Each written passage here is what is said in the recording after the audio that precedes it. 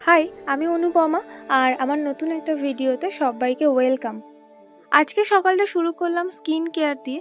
বেশি কিছু না, ওই একটু সিরাম আর একটু সানস্ক্রিন ইউজ করে নিলাম। দেন একটু ইউজ করলাম লিপ বাম, যেটা ছাড়া ইনকমপ্লিট লাগে। পড়ার সময় বারবার উঠলে আমার কনসিস্টেন্সি নষ্ট হয়ে যায়, তাই যা কিছু লাগবে আগে থেকে আমি অ্যারেঞ্জ করে রেখে দিই। আজকে শুরুটা করলাম একগুচ্ছ কারেন্ট অ্যাফেয়ার্স দিয়ে, যেটা ছাড়া এক্সাম ইনকমপ্লিট বলতে পারো।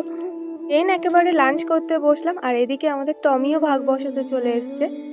লাঞ্চ কমপ্লিট করে আমি দুটো আমড়া নিয়ে বসেছিলাম, আর খাওয়া দাওয়া শেষ করে সঙ্গে সঙ্গে ঘুমোতে নেই, কিন্তু আমার একটা ব্যাড হ্যাবিট আছে, আমি খাওয়া দাওয়া শেষ করে সঙ্গে সঙ্গে বিছানায় উল্টে পড়ি।